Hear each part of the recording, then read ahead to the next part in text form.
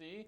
Gay, how was the nighttime without me? It was great. Well, don't tell anybody yet. This is just the nighttime teaser. Tonight we've got Shady Grady, and Shady Grady has not shown his face yet. He may not be here. We have Ken's vacation highlights, and we have inventor Gregory Wright. So don't go away on nighttime, because we've also got big sunglasses.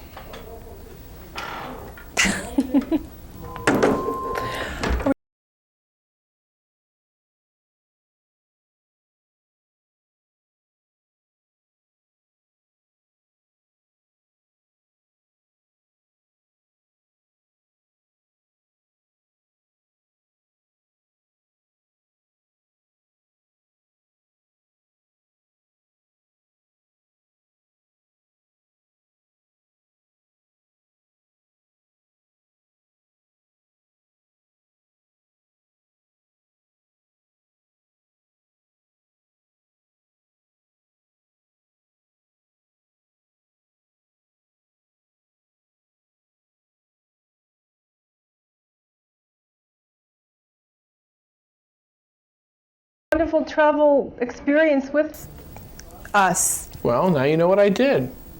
It looked like a lot of fun. Better than France. You didn't bring shit. You didn't bring crap back. You didn't bring anything back from France. I brought nothing. I sent you a postcard. Yeah, and it got here 3 weeks after you did. Well, and it was postmarked in Des Moines. Can we? Gay, we're going to take a break. Thank you. We're going to let everybody wake up from the travelogue. When we come back, we're going to talk to an inventor, Gregory Wright. He's not one of the Wright brothers, who are from Ohio, I might add. But we'll be right back and talk to Gregory after this message. We're back on Nighttime. We've got another phone call. Hi. Hello, you're on Nighttime. Who is this? Yo, what's up, homeboy? This is Miss Spike Lee calling. How you doing? Mrs. Spike Lee? Word. I see you've been chilling in Ohio. Yeah? That looked like the kind of vacation my grandma would take. What's up with that vacation? Well, Gay sent me there. I went to the Gay Friends Travel Agency. Come on, Gay. Now, I know you can do better than that. I did not do this, okay? No, he's lying. You could have went down to Florida, the Keys, somewhere than Ohio. Well, I went to Cleveland. Cleveland. What kind of vacation did you take? Come, what's up? Well, why are you calling? You did the right thing when you was in Ohio? You're calling just to bag on me? No, I'm not bagging on you. I just want to find out, did you do the right thing? I did the right thing. What's the right thing? Well, I can't tell you on the air. Come on. What's up, Ken? You're the host. You can say whatever you like. No, I just did, and I think I got censored by Gay. Gay, sister. Well, I did see your husband's new film, Mo Better Blues. No, it's Mo Better Blues, baby. Oh. Mo Better. Well, I can't say that. Not More Better Blues. Mo Better. Okay. Yeah, word. Well, why are you calling exactly? I'm just calling to say welcome back. Oh, well, thank you. You need a welcome back from that vacation you took to Ohio. Did you enjoy my video travelogue? Well, you could have used a little bit more touching up, but I hung in there just to give you the benefit of the doubt. Okay, well, thanks. I got to go. I got an inventor on the show. All right, word, Ken. Okay. Boy, we'll get some interesting calls tonight. Gregory Wright, welcome to Nighttime. Oh, well, thank you, Ken. You are an inventor. An inventor of many kinds. Okay, what is, let's just go right into it. What have you invented? Well, a couple of things that I've invented include myself. I reinvented myself when I was 22 years old. I was headed into a career of being a lawyer. Wow. Went to an interview and looked at a bunch of dour faces on two sides of a long table interviewing for a fellowship. I'm out of here. Yeah, I could tell, wow, I better reconceptualize myself. Did you get a patent on yourself when you did that, or is that just something you do? No, I'm in the public domain. Okay.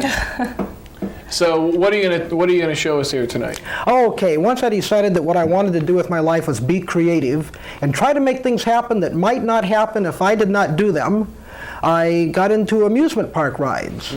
I decided what can be more fun than fun. That just about says it all.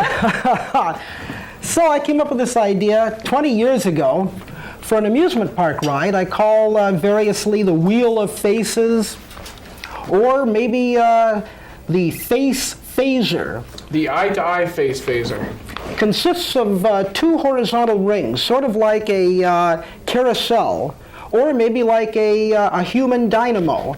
2 counter-rotating wheels with maybe 40 or so people on each one, counter-rotating in pitch blackness.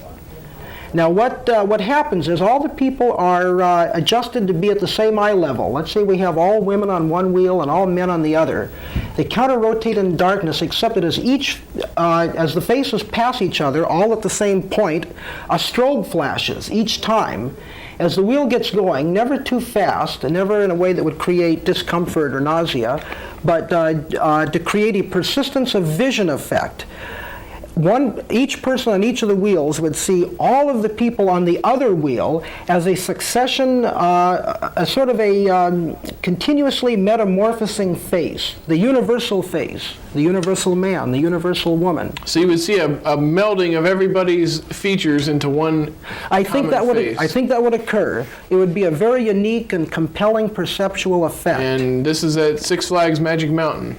Well, I hope it will be by the end of the decade. Oh, I thought this was a plug for the new ride this spring. Well, it could be a new ride in the spring of '99, or maybe even '95. So it's just the kind of thing, it's a face kind of thing. A face machine. Okay. And I'm sorry, do you construct actual a mock-up, or is it just done on, one-dimensional here, or do you actually design this kind of little... oh no, for now it's a concept on paper. Okay. But I've done a lot of thinking about it. I think it could even generate mental telepathy between 2 groups of people. This is a speculative idea for now, but I'd sure like to see it given a try. And what's the invention behind this eye-to-eye FacePhaser? Behind the human dynamo, we have something that relates to art. I call this participatory picture making. It's a way in which a lot of people could create a whole variety. Each person would create 1 or more little pictures, which, when the project, as the project continues, would all add up to a single large picture. And Is it like a giant jigsaw puzzle, or? Well, it has things in common with that. I have some principles in mind that would make it possible to make a coherent and exciting image out of all of these many disparate little images. Now, how many people would make this one thing? 30 people? 50? At least 30 people. Like, let's say you have a classroom full of kids, and you have two stages here, the A stage and the B stage. In the A stage, each kid would create any picture they like to on what I call little tiles. By drawing, or? Yeah, drawing, and they'd all use the same type of pen, or maybe they'd all make dots. A pointillist effect, I think, would go a long ways toward making these meld together. Then you add up, in the A phase, this would be half of the tiles, half of the sectors. Then you lay them out, maybe randomly, or maybe according to a very general, approximate, original master image. Then in phase B, all of the interstitial pieces would be created in between all of the already imaged pieces. The object being to create a sort of textural coherence, a sort of a somewhat coherent image, but it would the effect would be surrealistic or expressionistic. And no one's ever come up with this idea before you did? Well, things like this have been done. I know that years ago the Dadaists experimented with folded strips of paper. One artist would make an image, and then somebody else would make another picture, seeing only part of the pre-existing image. And when they were all done, the whole thing would be unfolded, and you'd have some kind of continuous image. But they didn't take the time to get register it or anything? No, that's what I've done. Okay. And you won awards in a contest for these. So you're not just making this up, you actually have been recognized by somebody for this? Yes, by the Inventors Workshop International in their Great Idea Contest 1990. I won 4 awards in this year's contest. The plaques were handed out on the 1st of September. You wouldn't happen to have a plaque with you there. Darn, I should have brought my plaques. Okay. I carry them around in a little bag. Yeah, okay. I forgot to bring them. Yeah, I thought so. You forgot your plaques. If people would like to enter the 1991 contest, they can contact Inventors Workshop International. So if someone is an inventor, we have an address or a phone number? Yeah. It's going to come up here shortly. We'll just keep talking. There it is. Those are the 2 numbers. The headquarters number is in Camarillo. That's the 805 number. And the second number is the San Fernando Valley office. Now, is this nonprofit? Yes, this is a network of chapters. It's considered to be the oldest of the so-called ethical inventors organizations. They have chapters in many cities around the country, and it's sort of inventors helping inventors. Any Now, type of there's not- invention, anything you can think of. Music rides. Well, what are conceived of as typical inventions that are turned into products, inventions that are patentable. Now, there's another kind of invention, that's called a social invention. And I belong to something called the Inventors, or rather the Institute for Social Inventions. Another nonprofit. This is a copy of their, and that's on the screen here, this is a copy of the journal of the Institute for Social Invention in London. A social invention, I'll read from I'll read their own definition. And Gregory, of it. this is another nonprofit group. They're not out This is a to steal non-profit anybody's group completely, cash. and it's mostly British and mostly Okay. British members. There's only maybe a dozen U.S. members, but what they're doing is very important. They're collecting all sorts of ideas from all sorts of people who have ideas for ways of making society work better, making the schools work better, the cities work better. A social invention is defined as a new and imaginative solution to a social problem or a new way of improving the quality of life. For instance, a new social service, a new way for people to relate to each other, a new organizational structure, or a new combination of existing ideas. The Institute excludes new products, technological inventions, or patentable devices. Okay. And so these are for, well, I guess that defines it. Okay. Now I'm going to be the spoil sport. In my opinion, all the good inventions are already taken. We already got the light bulb, we already got the television, we already got the car, we already got the plane. There's no more good inventions left. What do you have to say to that? Oh, that's good news for inventors because I believe the definition of invention, the conventional definition, is that an invention is a combination of existing inventions. So the more inventions there are in existence, the more inventions there are to be invented. And for example, at the end of the 19th century, the head of the U.S. Patent Office proposed closing the patent office. His name was Duell, D-U-E-L-L, and he goes down in history for having shown the most acute lack of imagination and vision of anybody in our history. So he agreed with me. There was nothing left to be invented, and after that, a million things were invented. That, good thing they didn't shut down the including patent the large office. sunglasses. Yeah, including the Great large invention. sunglasses. So what's in the future for you? Or are you allowed to tell us about some of your upcoming Sure. works in progress? Well, I am working both on regular inventions and social inventions. I think it's real important to keep in mind that the earlier you are in time, the more you can accomplish, because one thing leads to another couple of things, and those lead to more things. And I also am mindful of the fact that a lot of social problems seem to be reaching critical mass. We seem to live in a time, I think the decade of the 90s might be the last period of time in which certain basic problems remain remediable. I think the human overpopulation problem might turn out to be one of these. I So think you're inventing a big gun to kill people.